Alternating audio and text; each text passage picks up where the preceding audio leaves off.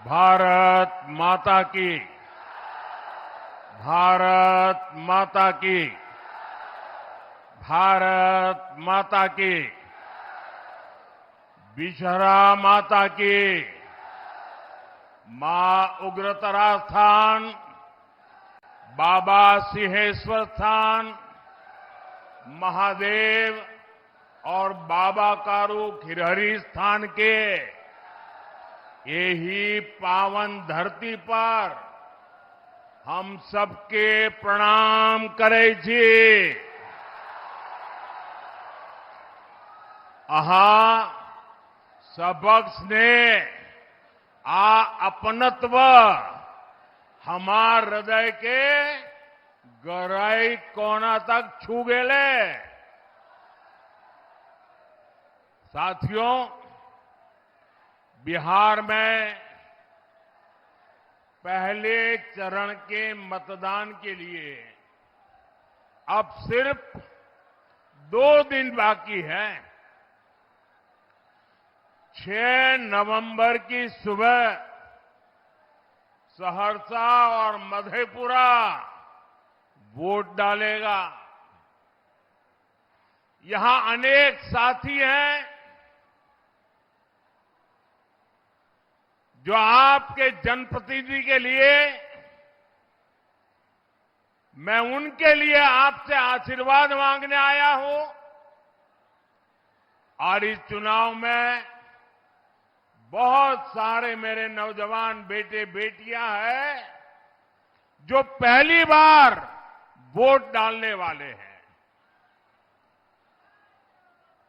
मैंने जब जीवन में पहली बार वोट डाला था तो मेरे मन में एक इच्छा थी कि मेरा वोट फेल नहीं जाना चाहिए।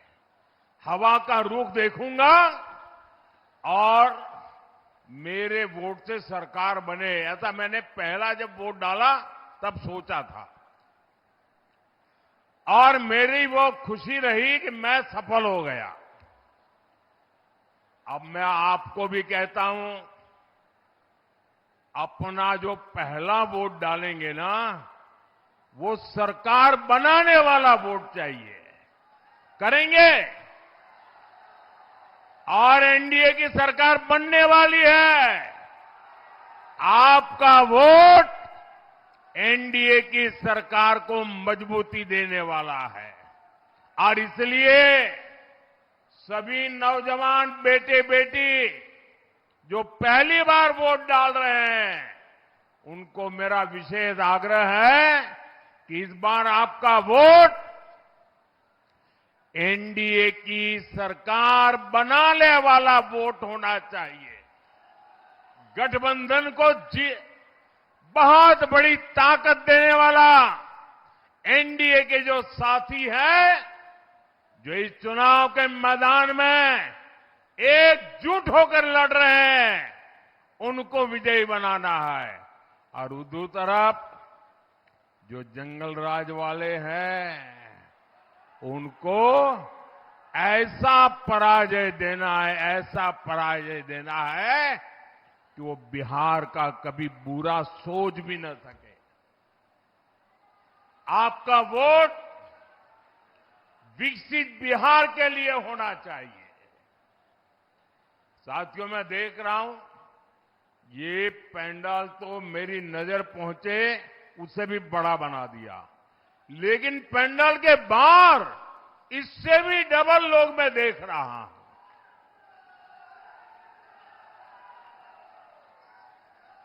साथियों, ये दृश्य ये साफ साफ दिखा रहा है कि एनडीए की सरकार फिर एक बार बनने जा रही है। विकास की राह और मजबूत होने वाली है। नौजवानों के सपने पूरे होने वाले हैं। माताओं बहनों की सुरक्षा की गारंटी पक्की हो रही है। भाइयों बहनों, साथियों, बिहार का युवा बिहार में काम करे, बिहार का युवा बिहार का नाम करे, ये हमारा संकल्प है। ये काम एनडीए को दिया आपका एक वोट करने वाला है, आपके वोट की वो ताकत है। कोसी और मिथिला के मेरे भाइयों बहनों, बीते वर्षों में बिहार विकास की रफ्तार पकड़ चुका है। अब विकास की इस रफ्तार को हमें मिलकर और तेज करना है। इसलिए फिर एक बार एनडीए सरकार, फिर एक बार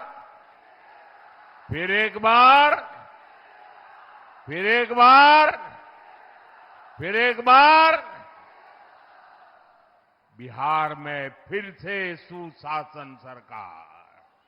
साथियों, बिहार की पहचान ज्ञान से भी है और नारी सम्मान से भी है। बिहार हमेशा से ही नारी शक्ति का सशक्त स्थान रहा है।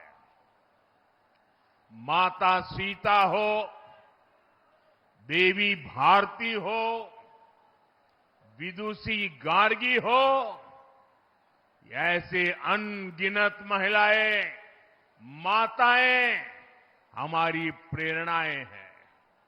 साथियों, नारी सशक्तिकरण की इस प्रेरक भूमि से मैं आज पूरे देश को महिला क्रिकेट विश्व कप की विजय पर बहुत बहुत बधाई देता हूं। कल मुंबई में भारत की बेटियों ने इतिहास रच दिया है। भारत ने पहली बार महिला क्रिकेट विश्व कप जीता है। पूरे 25 साल बाद दुनिया को नया विश्व विजेता मिला है और ये गौरव भारत की बेटियों ने पूरे देश को दिया है। आइए जोरदार ताली बजा करके हमारी इन बेटियों का हम सम्मान करें, उनका गौरव करें।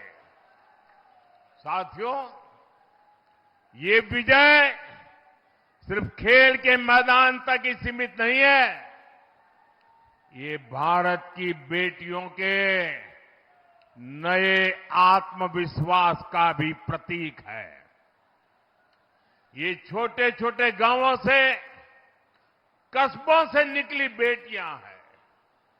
ये हमारे किसान, मेहनत मजदूरी करने वालों, निम्न मध्यम वर्गीय परिवार की बेटियां हैं।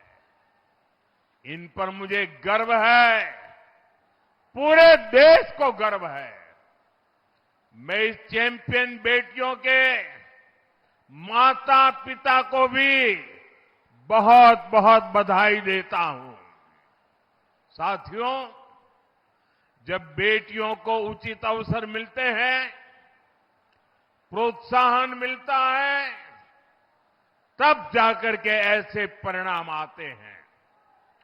नारी शक्ति को ज्यादा से ज्यादा अवसर देना, उनके सामने से हर बाधा को दूर करना, बीते 10-11 वर्षों में एनडीए सरकार इसी लक्ष्य को लेकर आगे बढ़ रही है। आज आप देखिए, हमारी बेटियां हर मोर्चे, हर मैदान में नई बुलंदियां छू रही है।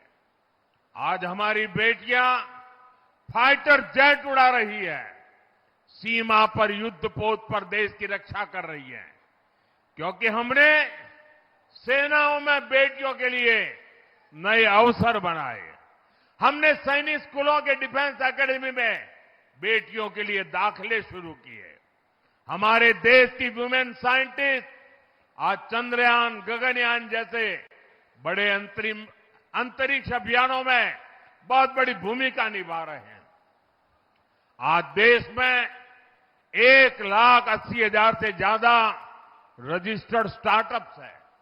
इनमें से 87,000 स्टार्टअप में कम से कम एक महिला डायरेक्टर है या पार्टनर है। आज हमारे गांव की बेटी ड्रोन पायलट बनकर खेती में ड्रोन क्रांति का नेतृत्व कर रही है।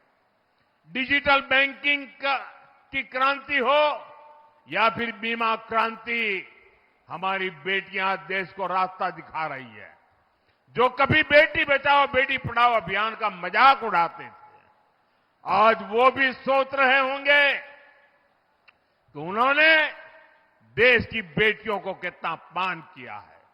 साथियों, नारी का सम्मान बढ़ाना, नारी की गरिमा की रक्षा, उनके जीवन की मुश्किलें कम करना, उन्हें रोजगार, स्वरोजगार के अवसर उपलब्ध कराना हमारी सरकार की सर्वोच्च प्राथमिकता रही है।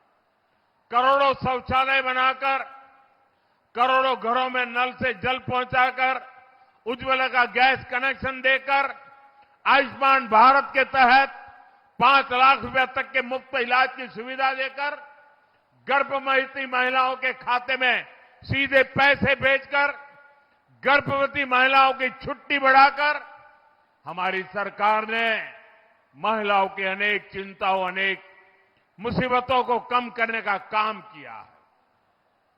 साथियों, हमारे यहां महिलाओं के नाम पर पहले कोई संपत्ति भी नहीं हुआ करती थी। हमारी सरकार ने 4 करोड़ पीएम आवास बनाए तो पक्का किया कि ज्यादातर घर महिलाओं के नाम हो। आज मुद्रा लोन के तहत जो लाखों करोड़ रुपए दिए जा रहे हैं, उसमें से करीब 70% लोन हमारी बेटियों ने ही लिया है। बिहार के जीविका दीदी अभियान की भी आज देश में चर्चा होती है। साथियों, नारी सशक्तिकरण के हमारे अभियान को बिहार में मुख्यमंत्री महिला रोजगार योजना से भी बहुत लाभ बल मिला है। इस योजना को लेकर बिहार की बहनों में बहुत उत्साह दिख रहा है। बिहार की करीब 1,40,00,000 बहनों के खाते में 10-10 हजार रुपये पहुंच चुके हैं। एनडीए ने घोषणा की है कि फिर सरकार बनने के बाद इस योजना का और विस्तार किया जाएगा। लेकिन मैं बिहार की हर बहन बेटी से भी कहूंगा, सतर्क रहिए। ये जंगल राज वाले आपको दी जा रही ऐसी हर मदद को रोकना चाहते हैं। साथियों, आरजेडी हो या कांग्रेस, इनका विकास से दूर दूर तक का कोई नाता नहीं है। एनडीए की पहचान विकास से है और आरजेडी कांग्रेस की पहचान विनाश से है। मैं सहरसा की जनता के सामने 2 उदाहरण देता हूं। साथियों, कोसी महासेतु रेल पुल का शिलान्यास साल 2003 में पूर्व प्रधानमंत्री अटल बिहारी वाजपेयी जी ने किया था, 2003 में। लेकिन इसके बाद 2004 में आरजेडी के समर्थन वाली दिल्ली में मनमोहन सिंह जी की कांग्रेस की सरकार बन गई और उसके बाद यहां 2005 में नीतीश जी के नेतृत्व में सरकार बनी। बिहार के लोगों ने हर गली मोहल्ले से, हर बूथ में से आरजेडी को साफ कर दिया। आरजेडी को रिजेक्ट कर दिया और इसके कारण ये आरजेडी वालों का पारा, उनका अहंकार 7वें आसमान पर पहुंच गया। वो बिहार के लोगों पे इतना गुस्सा किए कि बिहार को बर्बाद करने पर तुल गए। अब दिल्ली में उनकी सरकार थी, दिल्ली की सरकार उनके समर्थन से चल रही थी, इसलिए इन्होंने दिल्ली सरकार में बैठ करके मनमोहन सिंह जी और सोनिया जी की बगल में बैठ करके बिहार का बदला लेना शुरू किया।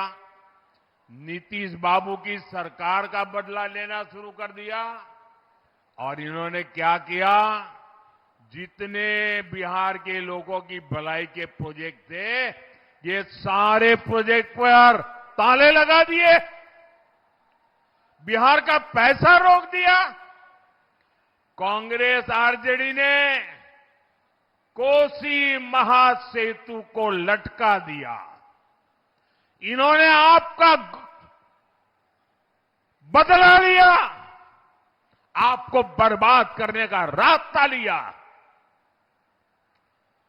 उनकी उस पाप की सजा देने का अवसर आया है। साथियों, 2014 में आपने मुझे दिल्ली में बैठ करके देश की सेवा करने का मौका दिया। आपके आशीर्वाद से मुझे वो मौका मिला। एनडीए की डबल इंजन सरकार बनाई। अब आपने मुझे सेवा का मौका दिया, बदला लेने वालों को वहां से भी हटाया। मैंने नए सिरे से इसकी फाइल मंगाई, नई तेजी से काम शुरू किया, कोसी महासेतु के लिए पैसे दिए, काम शुरू हुआ और आखिरकार साल 2020 में एनडीए सरकार ने बिहार को ये पुल बना करके सौंपा।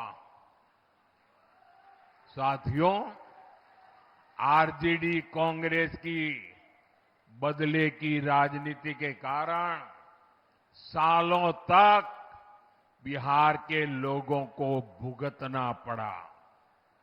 एक समय था जब कोसी मिथिलांचल के बहुत बड़े हिस्से के लोगों को 300 किलोमीटर का सफर करके इस पार से उस पार जाना पड़ता था। आज वही 300 किलोमीटर का सफर 30 किलोमीटर से भी कम रह गया है। हुआ है कि नहीं हुआ है भाई? आप जरा बताइए, हुआ है कि नहीं हुआ है? ये काम हमने किया है कि नहीं किया है? ये काम उन्होंने रोका था कि नहीं रोका था? जिन्होंने आपका नुकसान किया उनको सजा होनी चाहिए कि नहीं होनी चाहिए? पूरी ताकत से बताइए, सजा होनी चाहिए कि नहीं होनी चाहिए? इस चुनाव में उनको सजा दोगे? पूरी तरह सजा दोगे? और साथियों, हमने सिर्फ कोसी महासेतु ही बनाया इतना नहीं है। कोसी नदी पर अनेक पुल बन रहे हैं, चौड़ी सड़कें बन रही है। कोसी नदी पर ही देश का सबसे लंबा पुल मधुबनी में बन रहा है। आज यहां वंदे भारत और अमृत भारत जैसी आधुनिक ट्रेनें चल रही हैं। साथियों, दूसरा उदाहरण भी कोसी नदी से जुड़ा है। कोसी में भीषण बाढ़ ने अनेक परिवारों को उजाड़ा है। हमें अपनों को खोना पड़ा है। सहरसा हो, सुपौल हो, मधेपुरा हो या अररिया, हर साल बाढ़ आती थी, खेत बर्बाद हो जाते थे, लेकिन कांग्रेस हो या आरजेडी, इन्होंने सिर्फ वादे किए। ये लोग आपके दुख को कभी समझ ही नहीं पाए।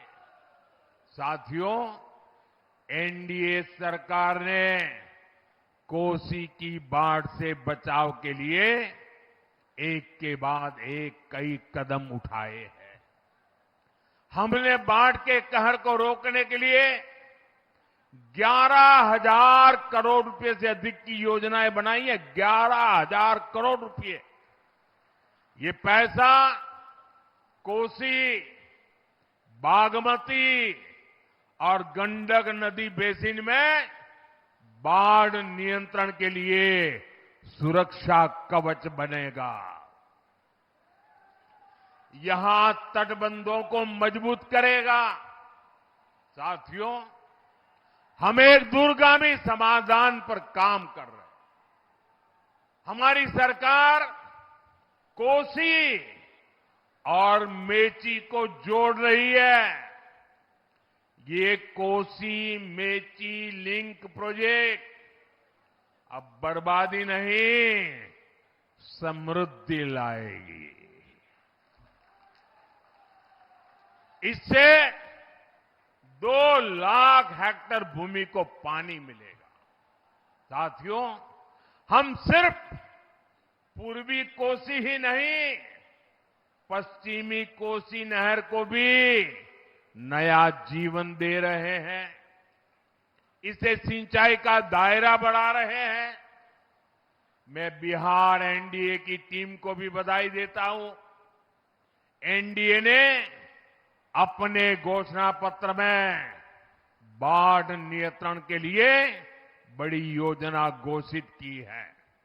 साथियों, कोसी और अन्य नदियों पर जो ये पैसा हम खर्च कर रहे हैं, इससे मछली पालकों को, मखाना किसानों को भी बहुत फायदा होगा। और आप तो देख ही रहे हैं, मछली और मखाना वालों को हमारी सरकार कितनी मदद कर रही है। मखाना के लिए मखाना बोर्ड बनाया गया है। और साथियों, मेरा सपना है कि दुनिया के कोने कोने में मखाना पहुंचे, मखाना किसानों की आमदनी बढ़े। अभी आपने आकर के मुझे अभी मखाना की माला पहनाई ना, आपको गर्व हुआ ना? हुआ कि नहीं हुआ? लेकिन आपको शायद पता नहीं होगा, मैं विदेश में जाता हूं ना, तो दुनिया के इतने बड़े बड़े नेताओं को भी एक डिब्बा भर करके मखाना देता हूं और बड़े गर्व से कहता हूं कि ये है मेरे बिहार के किसानों की कमाई। साथियों, यहां मछली पालकों के हितों को भी हमारी सरकार प्राथमिकता दे रही है। मछली से जुड़े सेक्टर के लिए हमने अलग से मंत्रालय बनाया, अलग बजट दिया। भारत सरकार में पहले कभी मछली के खेती करने वाले, मछली का काम करने वालों के लिए और कोई मंत्रालय ही नहीं था, बजट भी नहीं था, कोई पूछने वाला नहीं था। ये मोदी है जिसने भारत में एक अलग मिनिस्ट्री बनाई ताकि मेरे मछली पालकों की जिंदगी में मैं बदलाव ला सकूं। मछली पालकों के लिए हमारी सरकार ने मत्स्य संपदा स्कीम बनाई। कभी बिहार दूसरे राज्यों से मछली मंगाता था, आज बिहार दूसरे राज्यों को मछली भेजता है, मछली बेचता है।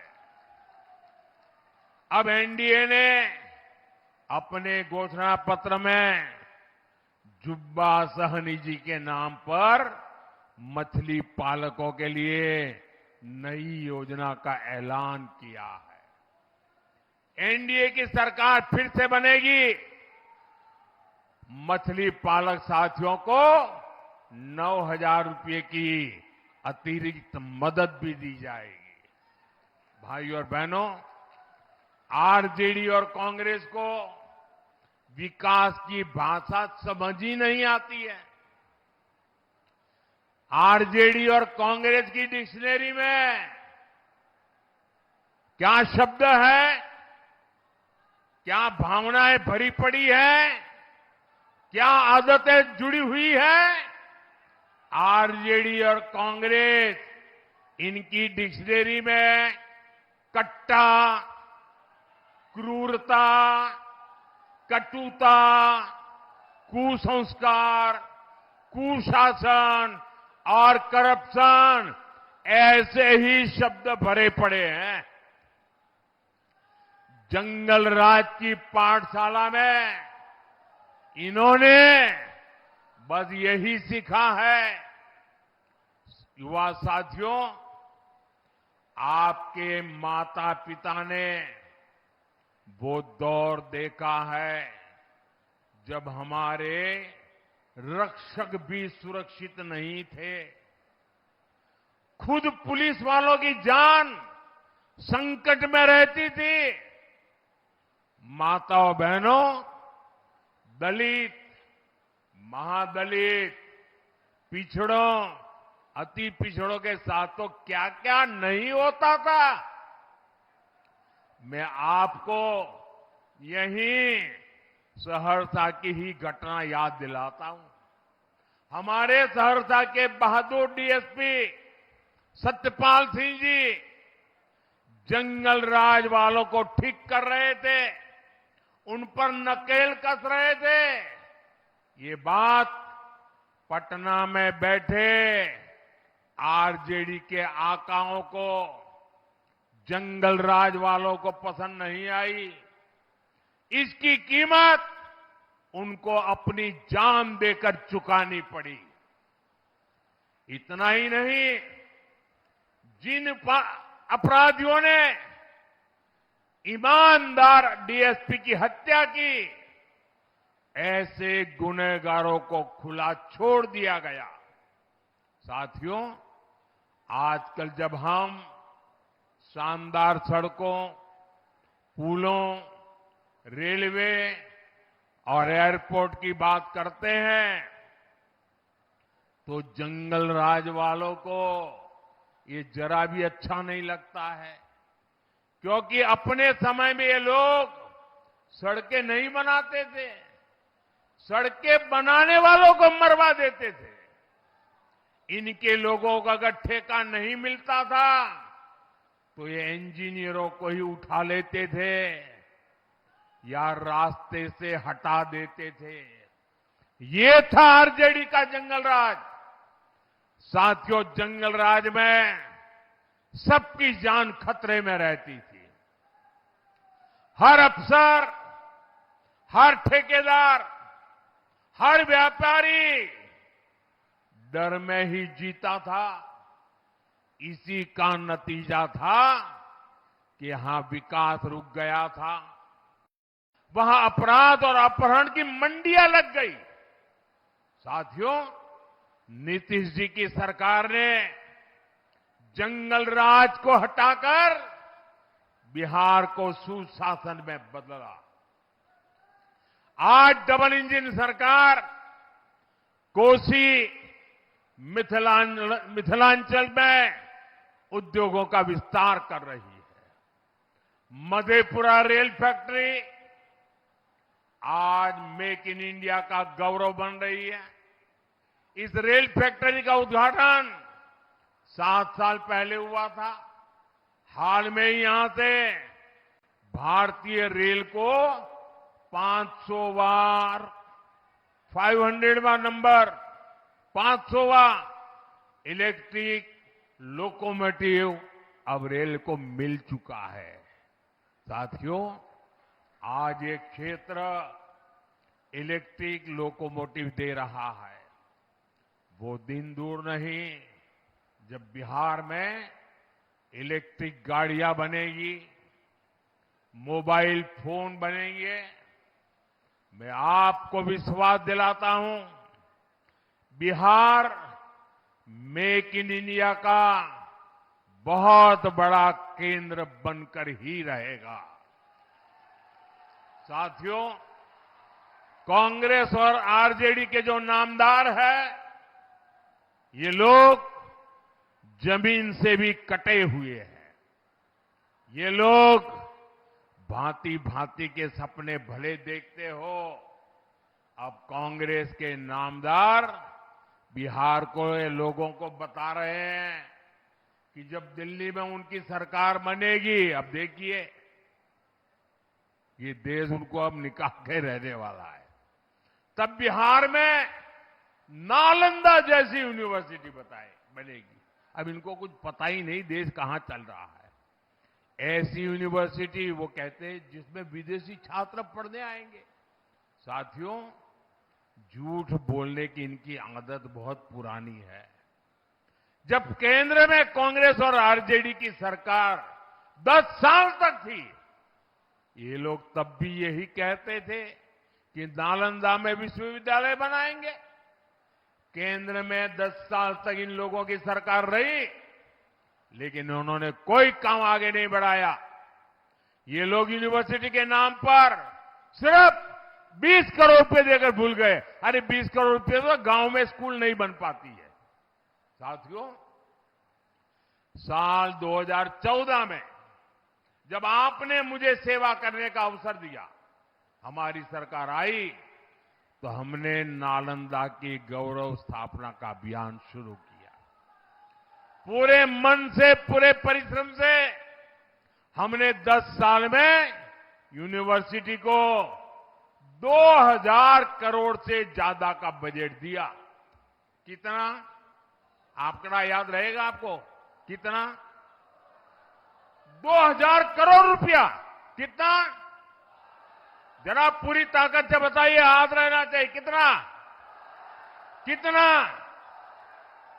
और उन्होंने कितना दिया था? 20 करोड़। 20 करोड़। कितना दिया था? कितना दिया था? हमने कितना दिया? हमने कितना दिया? अब देखिए, 2000 करोड़ रुपया लगाया। आज हमने नालंदा विश्वविद्यालय का शानदार कैंपस बनाया। और आज मैं गर्व से कहना चाहता हूं, आज नालंदा यूनिवर्सिटी में 21 से ज्यादा देशों के विद्यार्थी वहां पढ़ रहे हैं। जिन लोगों ने बिहार में स्कूल, कॉलेज, यूनिवर्सिटी के कैंपसों में ताले लगा दिए थे, जिनके राज्य में ग्रेजुएशन करने में ही 5 साल 7 लग जाते थे, कुछ लोगों को तो 10-10 साल लग जाते थे, वो आज बिहार के लोगों को शिक्षा पर ज्ञान दे रहे हैं। जिस सहरसा में आदि शंकराचार्य जी और मंडन मिश्र जी का महान शास्त्र हुआ था, वहां से मैं युवाओं को विश्वास दिलाता हूं कि बिहार में शिक्षा का वही गौरव फिर से लौटेगा। साथियों, कांग्रेस हो या आरजेडी, इनको सिर्फ घुसपैठियों से लगाव है। ये लोग घुसपैठियों को बचाने के लिए राजनीतिक यात्राएं करते हैं। ये लोग दुनिया भर में घूमने फिरने जाते हैं। अब मुझे बताइए भैया, क्या बिहार का भविष्य आप तय करेंगे कि घुसपैठिया तय करेगा? आप करेंगे कि नहीं करेंगे? क्या घुसपैठियों को करने देंगे? क्या घुसपैठिया आपकी जिंदगी को बनाएगा? क्या एक घुसपैठिए आपकी संपत्ति पर कब्जा कर रहे हैं, आपके संसाधनों पर अपना हक जमा रहे हैं। कहीं मजदूरी का काम हो, 200 रुपया मजदूरी हो, लेकिन एक घुसपैठिए 100 रुपये में काम करने के लिए तैयार हो जाते हैं, तो फिर यहां के नौजवान को काम कौन देगा भाई? और इसलिए बिहार को बचाना है घुसपैठियों से। घुसपैठियों को निकालना चाहिए कि नहीं निकालना चाहिए? जरा पूरी ताकत से बताइए, घुसपैठिए जाने चाहिए कि नहीं जाने चाहिए? घुसपैठियों को हटाना चाहिए कि नहीं हटाना चाहिए? ये घुसपैठियों को हटाने के लिए हम काम कर रहे हैं। साथियों, ये आरजेडी कांग्रेस वाले दुनिया भर में जाते हैं, पता नहीं कहां कहां जाते हैं। हम तो सोशल मीडिया में पढ़ते हैं तो शर्म आ जाती है कभी। लेकिन इन्हें राम मंदिर की यात्रा का समय नहीं मिलता। अरे मैं इनको कहना चाहता हूं, अरे आपको भगवान राम जी से अगर कोई झगड़ा है, अरे आप वहां जाइए, वहां तो निषाद राम जी का, निषाद राज का भी, निषाद राज का भी मंदिर बना है। वहीं अयोध्या में वाल्मीकि जी का भी मंदिर बना है। वहां अयोध्या में शबरी माता का भी मंदिर बना है। अरे राम जी से आपको तकलीफ हो, अरे कम से कम निषाद राज के चरणों में तो सर झुका के आ जाओ। उसमें तुम्हें क्या शर्म आ रही है? वाल्मीकि जी के माथा टेक करके आ जाओ। अरे शबरी माता के चरणों में जाकर के आ जाओ। नहीं जाएंगे, दुनिया भर में जाएंगे। साथियों, कांग्रेस का शाही परिवार, आरजेडी का शाही परिवार दुनिया भर के त्योहार मनाते हैं और विदेशी त्योहार मनाने में उनको मजा आती है। लेकिन बात जब छठ महापर्व की आती है तो ये लोग क्या कहते हैं? छठ महापर्व हमारे लिए कितना बड़ा गर्व का, अभिमान का अवसर है। ये कहते हैं ये छठ वाले तो ये सब ड्रामा कर रहे। ड्रामा? क्या कह रहे हो तुम? साथियों, कांग्रेस ने छठ महापर्व को जिस प्रकार ड्रामा बताया, उसके पीछे भी एक बहुत गहरा राज है। दरअसल कांग्रेस नहीं चाहती थी कि आरजेडी का नेता मुख्यमंत्री पद का उम्मीदवार बने। पिछले कई महीनों से वो ऐसा माहौल बना रहे थे, लेकिन आरजेडी ने कांग्रेस की कनपट्टी पर कट्टा रखकर मुख्यमंत्री की उम्मीदवारी का वो प्रचार का वो जो हथियार था ना, वो भी चोरी कर लिया। इससे कांग्रेस के लोग बहुत गुस्से में हैं। कांग्रेस की लुटिया तो बिहार में सालों से पहले ही डूब चुकी थी। उनके पास खोने के लिए कुछ नहीं था। अब कांग्रेस के नेताओं ने आरजेडी की लुटिया डुबाने की सुपारी ले ली है। और इनका एक नेता तो बड़े बुद्धिमान होने के नाते दावा करते हुए बयान दे रहा है। वो कहता है अब कांग्रेस को खुद के पैरों पर आगे बढ़ना चाहिए, बाकियों की मदद करना बंद। पब्लिकली कहता है, बाकियों की मदद करने में टाइम खराब मत करो, कहता है खुद आगे बढ़ो। इसका मतलब पक्का है, कांग्रेस वाले इस बार आरजेडी की सफाई करने में लगे हैं। साफ करके रहेंगे, देख लेना आप। साथियों, अपने स्वार्थ के लिए बिहार की, भारत की विरासत का अपमान करने वाले हमारे तीर्थों का विकास नहीं कर सकते। एनडीए सरकार बिहार को धरोहर आधारित पर्यटन का बहुत बड़ा केंद्र बना रही। वो दिन दूर नहीं जब पुनौरा धाम में माता जानकी का भव्य मंदिर बनकर तैयार होगा। यहां सहरसा में भी आस्था के हमारे अनेक स्थल है। यहां संत कारू खिरहरी जी ने अपनी शिव भक्ति और गाय के प्रति समर्पण के कारण दिव्यता प्राप्त की थी। ये मानवीय मूल्य देश के कोने कोने तक पहुंचे, इसके लिए एनडीए सरकार हर प्रयास कर रही है। साथियों, अब मतदान की तारीख आ ही गई है। मैं दूसरे राज्यों से यहां अपने गांव में दिवाली और छठ पर्व मनाने जो साथी आए हैं, उनको मैं खास कहना चाहता हूं, आप आए ही हैं और अगर आपका वोट आपका यहां पर है तो वोट दिए बिना वापस मत जाना। यहां वोट देकर के ही जाना, और हो सके तो सरकार के शपथ समारोह में आकर के ही जाना। आपका वोट विकसित बिहार बनाएगा। याद रखिए, पहले मतदान फिर जलपान, पहले मतदान फिर। एक बार फिर आज इतनी बड़ी संख्या में यहां आने के लिए, हमारे इन सभी उम्मीदवारों को आशीर्वाद देने के लिए मैं जरा हमारे इस चुनाव के उम्मीदवारों को कहूंगा, आगे आ जाइए आप लोग, आगे वहां खड़े हो जाइए। हाँ, वहां खड़े हो जाइए सब लोग। जो भी चुनाव लड़ रहे हैं उनसे मेरा आग्रह है, जरा आगे आ जाइए। थोड़ी जगह कर लीजिए, मैं वहां आकर के आप सबको मिलने वाला हूं। थोड़ी आगे जगह कर दीजिए, मैं आ रहा हूं आपके पास। हाँ, सब खड़े हो जाइए। यहां आप सबके आशीर्वाद मेरे इन सभी साथियों के ऊपर रहे, ताकि बिहार को नई ऊंचाई पर ले जाने का मेरा जो सपना है वो मैं पूरा कर सकूं।